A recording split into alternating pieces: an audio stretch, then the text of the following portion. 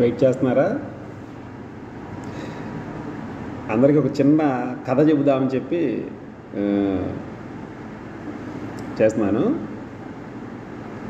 అనగనగా ఒక ఊరు, అంతే కదా కథ మొదలు పెట్టాలంటే.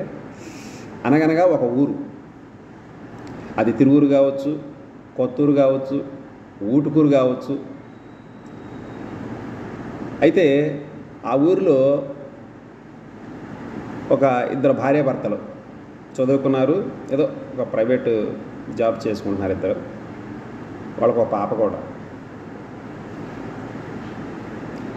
అయితే తెలివితేటల్లో భార్య చాలా ఎక్కువ తెలివితేటలు, భర్త కొంచెం అమాయకుడు కాదు, ప్రైవేట్ జాబ్ చేస్తున్నాడు కాబట్టి.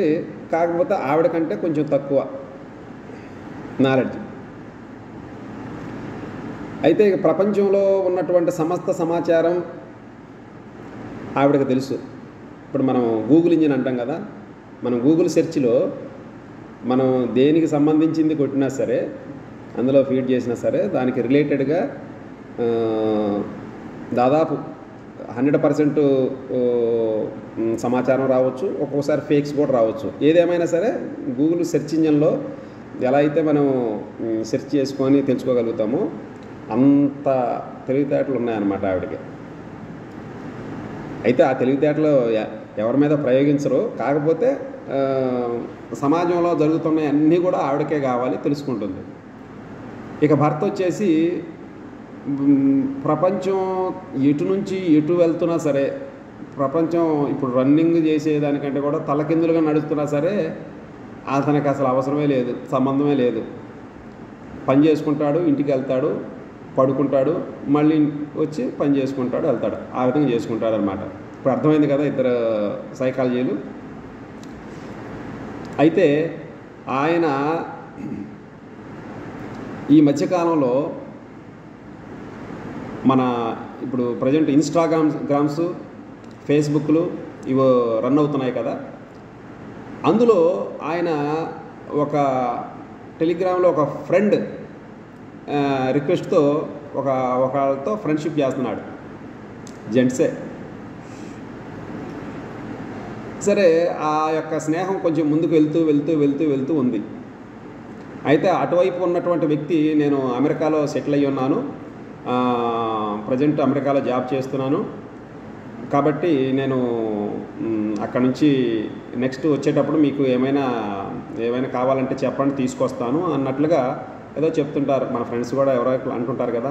అందులో భాగంగా వాళ్ళిద్దరు కూడా అలా మాట్లాడుకుంటూ ఉన్నారన్నమాట. రాను చక్కగా ఫ్రెండ్షిప్ కూడా చాలా క్లోజ్గా మాట్లాడుకోవటం, కుటుంబ విషయాలు మాట్లాడుకోవటం, తర్వాత ఫైనాన్షియల్ స్టేటస్ల గురించి మాట్లాడుకోవడం, అక్కడ వరకు వెళ్ళింది. కానీ ఇద్దరు ఒకరినొకరు చూసుకుంది లేదు, ఇంకోటి కూడా లేదు. అయితే సడన్గా ఒక 6 నెలల తర్వాత ఫోన్ చేశాడు అతను ఈయనకి. ఫోన్ చేసి, నేను ఇట్లా ఇండియా బయలుదేరాను, మీకు కావాల్సినవి తీసుకురావాల్సినవన్నీ కూడా నేను తీసుకొస్తున్నాను, వచ్చిన తర్వాత నేను కాల్ చేస్తాను మీకు అని చెప్పాడు. ఓకే అనుకున్నారు. అనుకున్న తర్వాత నెక్స్ట్ డే మార్నింగు మళ్ళీ కాల్ చేసి, ఇట్లా నేను న్యూఢిల్లీ ఎయిర్పోర్ట్కి వచ్చాను, ఎయిర్పోర్ట్లో మరి నేను తీసుకొచ్చినటువంటి వస్తువులు కస్టమ్స్ వాళ్ళు పట్టుకున్నారు. కస్టమ్స్ వాళ్ళకి మనం కస్టమ్స్ ఫీజు చెల్లించగలిగితే మనకి ఆ వస్తువులు మనకి ఇచ్చేస్తారు, తర్వాత మీరు తీసుకోవచ్చు అని చెప్పేసి ఫోన్ చేసి చెప్పాడు. చెప్తే ఎంత ఏంటంటే 12,000 రూపాయలు పంపండి, వెంటనే మీకు మళ్ళీ నేను కాల్ చేస్తాను అని చెప్పాడు. చెప్తే ఆయన వెంటనే ఫోన్పే ద్వారా ఆ అకౌంట్కి పంపించాడు. పంపించిన తర్వాత ఓకే అయిపోయిందా, నేను మళ్ళీ మీకు కాల్ చేస్తానని అతను పెట్టేశాడు. ఆ తర్వాత ఒక అరగంట తర్వాత మళ్ళీ ఒక ఫోన్ వచ్చింది. ఫోన్ వచ్చి, మేము ఢిల్లీ ఎయిర్పోర్ట్ నుంచి కస్టమ్స్ ఆఫీసర్ని మాట్లాడుతున్నానండి, మీ పేరు ఇదా అని చెప్పేసి ఆయన వివరాలన్నీ అడిగాడు. అవునండి, ఇప్పుడు మీరు ఒక అరగంట క్రితం అమౌంట్ ఎవరికైనా పంపించారా అని అడిగాడు. ఆయన లేదండి అన్నాడు ఫస్ట్. కాదు కాదు చెప్పండి మీరు, మేము అన్నీ కూడా ప్రూఫ్స్ అన్ని దగ్గర పెట్టుకున్నాము, చెప్పండి పంపించారా అని అంటే అబద్ధం చెప్పలేక చెప్పేశాడు. ఓహో ఓకే, అదే టీంలో మెంబర్ అనమాట మీరు. అతను స్మగుల్డ్ గోల్డ్ అవన్నీ కూడా తీసుకొస్తున్నాడు, మరి అవన్నీ కూడా సీజ్ చేయడం జరిగింది. మీరు అమౌంట్ కట్టారు కాబట్టి మీరు కూడా ఆ టీంలో మెంబరే కాబట్టి మీరు రెడీగా ఉండండి, మా వాళ్ళని పంపిస్తాము, రెడీగా ఉండండి అని చెప్పేసి ఫోన్ పెట్టేశాడు. ఈయనకి కంగారు స్టార్ట్ అయింది. తర్వాత ఒక అరగంట తర్వాత మళ్ళీ ఇందాక ఫోన్ చేసిన ఆయన ఫోన్ చేసి, మీరు ఏం ఆలోచించుకున్నారు, ఎట్టి పరిస్థితుల్లో కూడా మీకు ఢిల్లీకి తీసుకురావడానికి పోలీసులు బయలుదేరారు, ఖచ్చితంగా తీసుకొస్తారు, మీరు రెడీగా ఉండండి. అయినా మీకు ఎందుకంటే అంత ఆశ ఎందుకు, ఏదో వస్తుందని చెప్పేసేసి వాళ్ళ టీంతో కలిసిపోయి అంత ఆశతో మీరు అమౌంట్ పంపించేసేసి అంటే ఏం చేద్దాం అనుకుంటున్నారు మీరు అని చెప్పేసేసి కాసేపు ఆయన క్లాస్ తీసుకోవడం కూడా జరిగింది. ఇతనికి ఇక్కడ కంగారు పడుతుంది, ఏం చేయాలంటే అర్థం కావట్లేదు. సరే మీ ఇష్టం అండి, చూసుకోండి మరి అని చెప్పేసి మళ్ళీ ఫోన్ పెట్టేశాడు. మళ్ళీ ఒక అరగంట తర్వాత మళ్ళీ ఫోన్ చేసేసి కొన్ని వివరాలు అడిగాడు. మీ పేరు చెప్పండి, ఎందుకంటే మనం టెన్షన్లో ఉన్నాం, మీ పేరు చెప్పండి, మీది ఏ ఊరు, మీకు సంబంధించినటువంటి ఇన్ఫర్మేషన్ చెప్పండి అని కూడా చెప్తే ఇతను అన్ని వివరాలన్నీ కూడా చెప్పేస్తున్నాడు. ఎందుకంటే టెన్షన్గా ఉంది, వాళ్ళు ఎవరొచ్చి ఏం చేస్తారో అది క్రైమ్ కదా అని చెప్పి అతను టెన్షన్లో అన్ని వివరాలు చెప్పుకుంటూ వచ్చాడు. తర్వాత మళ్ళీ ఫోన్ పెట్టేసిన తర్వాత ఒక గంట తర్వాత ఫోన్ చేసి, ఏం ఆలోచించుకున్నారేంటి, ఢిల్లీ వస్తారా లేదంటే దీని గురించి ఏదన్నా చేసుకోదలుచుకున్నారా అని చెప్పి మేనేజ్ దలుచుకున్నారా అని చెప్పేసి మళ్ళీ అతనే ఫోన్ చేసి చెప్పాడు. చెప్తే అప్పటి వరకు మనల్ని ఒక మానసిక స్ట్రెస్కి పెట్టేశాడు కదా, అందులో మనం ఏమనుకుంటాం, ఇదేదో పరిష్కారం ఉందనుకుంటా మనకి హెల్ప్ చేస్తాడు అనుకుంటాం. సార్ మీరే చెప్పండి, ఏదో ఒకటి మీరే చేయండి సార్ అని చెప్పేసి ఇతను రిక్వెస్ట్ చేస్తున్నాడు అనమాట ఆయనకి. కాదండి, ఇక్కడ ఇది సెంట్రల్ గవర్నమెంట్కి సంబంధించింది, మనం ఎలా పడితే అలా చేయడానికి లేదు, ఇది కొంచెం కష్టమైంది, నన్ను ఇందులో ఇన్వాల్వ్ చేయమాకండి, మీరు ఇట్లా నేను ఆఫీసర్ను, నన్ను ఇందులో ఇన్వాల్వ్ చేయొద్దు అని మళ్ళీ పెట్టేశాడు ఫోను. అతను అన్నిసార్లు ఫోన్ పెట్టేయడానికి కారణం ఏంటంటే మన యొక్క మానసిక స్థితి బాగా పూర్తిగా స్ట్రెస్ అయిపోయి మనము పూర్తిగా అవతల వ్యక్తి యొక్క ఆలోచనలోకి మనం వాళ్ళు ఏం చెప్తే అదే చేసే స్థాయికి మన యొక్క మానసిక స్థితి తీసుకెళ్తారనమాట. చెప్పాడు. చెప్పిన తర్వాత ఈ లోపు ఇతను మదన పడుతున్నాడు. ఇంట్లో భార్యకి చెప్పలేదు, పిల్లలకి చెప్పలేదు, ఎవరికి చెప్పలేదు, మదన పడుతున్నాడు. అయితే కొంచెం సేపు అయిన తర్వాత మళ్ళీ అతను ఫోన్ చేసి ఏం ఆలోచించారు ఏంటి అని చెప్పేసి మళ్ళీ కాల్ చేశాడు. కాల్ చేసినప్పుడు మీరు చెప్పండి సార్, మీరు ఎలా చెప్తే అలా అని చెప్పేస్తాను. ఇప్పుడు అక్కడ ఉన్నటువంటి మీకు తీసుకొచ్చినటువంటి ఆ ఐటమ్స్ కానీ ఆ సరుకు కానీ చూస్తే నియర్లీ 1 crore రూపీస్ నియర్లీ అవి ఉన్నాయి. వాటికి సంబంధించిన దాంట్లో మీరు అందులో ఇన్వాల్వ్ అయ్యి ఉన్నారో లేదో మాకైతే తెలియదో మాత్రం మీ పేరు కానీ మీరు ఇప్పుడు వాళ్ళకి అకౌంట్కి కొట్టారు కాబట్టి మీరు ఆ టీంలో మెంబర్ అనుకుంటున్నాం మేము. కాబట్టి ఒకవేళ మీరు ఏదైనా పరిష్కారం చేసుకోదలుచుకుంటే మాత్రం నియర్లీ అందరికి సంబంధించి మాత్రం ఒక 10 lakhs ఖర్చు అవుతుంది. మరి మీరు దానికి సంబంధించి ఇచ్చుకుంటారో లేదో మాకైతే తెలియదు, అది కూడా నేను ట్రై చేస్తాను, పూర్తిగా నేనైతే నమ్మకం చెప్పలేను, ట్రై చేస్తానని చెప్పి అతను చెప్పాడు. అతను చెప్పిన తర్వాత ఇతను ఆలోచన చేసేసుకొని అసలు ముందు మనం ఈ యొక్క ఇబ్బంది నుంచి బయటపడితే బాగుంటుంది అని చెప్పి సరే సార్ మీ ఇష్టం అండి, మీరు ఎలా అంటే అలా అని చెప్పేసి అన్నాడు. మరి అట్లయితే మీరు రెడీ చేసేసుకోండి, నేను మళ్ళీ కాల్ చేస్తాను ఎక్కడ పంపాలి ఏంటి అనేది అని చెప్పాడు. చెప్పిన తర్వాత మళ్ళీ కాసేపు ఆగిన తర్వాత దానికి సంబంధించి ఎలా పంపాలి ఏంటనేది చెప్పాడు. ఇతను ఇంట్లో భార్యకు కూడా తెలియకుండా గోల్డ్ అవి ఇవి అప్పటికప్పుడు 10 లక్షల రూపాయలు దొరకాలంటే కష్టం కదా, భార్యకి తెలియకుండా ఇంట్లో ఉన్నటువంటి గోల్డ్ అవి ఇవి అన్నీ పెట్టేసేసి మొత్తం తయారు చేసి ఒక 10 lakhsకి తయారు చేసుకున్నాడు. చేసేసి ఎక్కడ పంపాలంటే అది సింపుల్గా పంపేశాడు. పంపిన తర్వాత మీరు ఒకసారి ఎయిర్పోర్ట్కి రావాల్సి ఉంటుంది, అక్కడ మీరు సంతకాలు అవి పెట్టేసుకొని క్లియర్ చేసేసుకొని మీరు వెళ్ళాలి అని చెప్పారు. చెప్పిన తర్వాత ఈయన అమౌంట్ పంపించిన తర్వాత రోజు ఇంట్లో కూడా చెప్పకుండా ఏదో ట్రైనింగ్ ఉందని చెప్పి ఢిల్లీ వెళ్ళడం కూడా జరిగింది. వెళ్ళి ఎయిర్పోర్ట్ దగ్గరికి వెళ్ళిపోయిన తర్వాత వీళ్ళకి ఫోన్ చేస్తుంటే ఫోన్లు పనిచేయట్లేదు. ఎవరో ఏంటది ఎంత ఎంక్వైరీ పెట్టినా కానీ ఏమీ లేదు. కస్టమ్స్ అధికారులు అన్నారు కాబట్టి ఆయన ఎయిర్పోర్ట్ దగ్గరికి వెళ్ళిపోయి వాళ్ళకి సంబంధించిన వాళ్ళ దగ్గరికి వెళ్ళిపోయి ఇట్టటి వివరాలు అడిగేసరికి వాళ్ళకి అసలు అప్పటి వరకు లేనటువంటి డౌట్ కూడా వాళ్ళకు వచ్చి ఈయన్ని చక్కగా పక్కన కూర్చోబెట్టారు. మీరు ఉండండి, మీ విషయం తెలుద్దామని చెప్పేసి. యాక్చువల్గా ఆయనకు ఫోన్ చేసిన వ్యక్తి కూడా కస్టమ్స్ ఆఫీసర్ కాదు, అదొక టీం. ముందు ఇతనికి స్కెచ్ గీసినటువంటి వ్యక్తి ఒకరు, ఆ అమౌంట్ పంపించిన దాకా ఉండి, అంటే అమౌంట్ పంపించడం అంటే అందులో మనం ఇరుక్కోవడం కదా. ఆ సెక్షన్ అయిపోయిన తర్వాత ఇంకొక అతను కస్టమ్స్ ఆఫీసర్ పేరు మీద ఇంకొక అతను లైన్లోకి వచ్చాడు. అలా వస్తారు కదా. కాబట్టి ఇప్పుడు డైరెక్ట్గా ఈయన ఒరిజినల్గా ఉన్నటువంటి కస్టమ్స్ ఆఫీసర్స్ దగ్గరికి వెళ్ళి వివరాలు చెప్పేసరికి వాళ్ళకి డౌట్ వచ్చి అతన్ని పక్కన కూర్చోబెట్టి ఎంక్వైరీ పెట్టారు. ఎంక్వైరీ పెడితే యాక్చువల్గా ఈయన అమాయకుడని తేలింది. కానీ ఆ యొక్క గ్యాంగు పరిస్థితి ఏంటి అది ఇది అని చెప్పేసి చూసుకుంటే కొన్ని ఇక్కడ అసలు ఆ వ్యక్తి ఎవరో, ఇతనితో ఇన్స్టాగ్రామ్లో ఉన్నటువంటి వ్యక్తి ఇక్కడ అతను కాదు. తర్వాత ఈ కస్టమ్స్ ఆఫీసర్ అని పేరు మీద మాట్లాడిన వ్యక్తి ఇక్కడ అతను కాదు. ఇదేంటంటే అన్ని దేశాల్లో కూడా ఎక్కడ ఉన్నారనేది కూడా తెలియకోకుండా ఆన్లైన్ క్రైమ్, సైబర్ క్రైమ్కి సంబంధించినటువంటి ఇది జరిగింది. ఇంకా డబ్బులు పోయినాయి. కాకపోతే కేసు అనేది ఆయన మీద లేదు. ఎందుకంటే వాళ్ళకి అర్థమైపోయింది ఇది ఇతను ట్రాప్ చేయబడ్డాడు అని. కాబట్టి ఆయన అక్కడ నుండి కూతురికి ఫోన్ చేశాడు. ఫోన్ చేసి ఇట్లా జరిగింది, నేను పొరపాటు పడ్డాను, మోసపోయాను, ఇంకా నాకు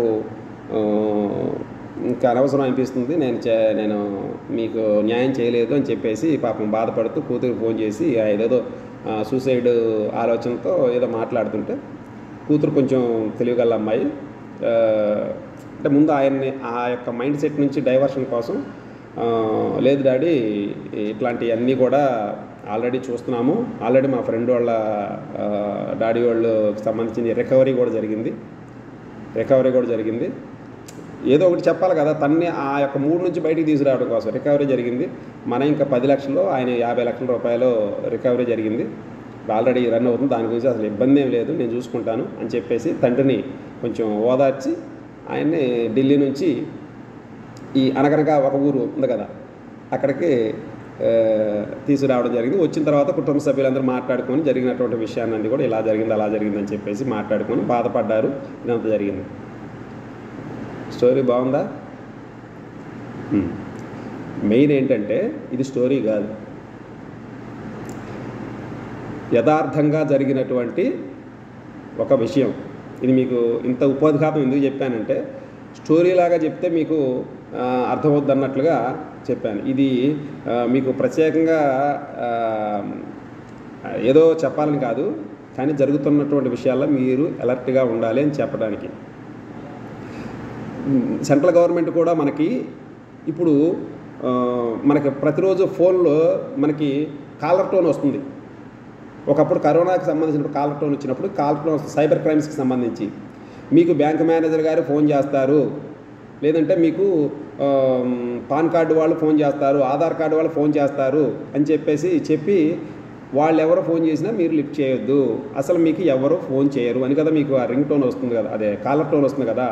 అలాగే ప్రపంచవ్యాప్తంగా ఈ సైబర్ క్రైమ్కి సంబంధించినటువంటి కొన్ని లక్షల మంది టీమ్స్ ఈ విధంగా అమాయకులను కానివ్వండి, ఎవరైతే వాళ్ళ ఫోన్ కాల్స్కి రెస్పాండ్ అవుతారో వాళ్ళందరినీ కూడా దృష్టిలో పెట్టుకొని పూర్తి స్థాయిలో సైబర్ క్రైమ్కి పాల్పడుతున్నారు, డబ్బులు లాస్ అవుతున్నారు, అన్ని రకాలుగా కూడా ఇబ్బందులు పాలు చేస్తున్నారు.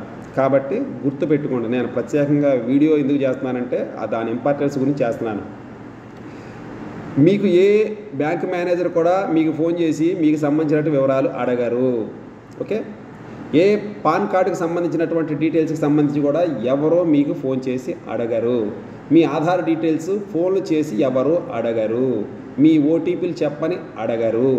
ఓకే, కన్ఫామ్గా వీటన్నిటి గుర్తుపెట్టుకోండి.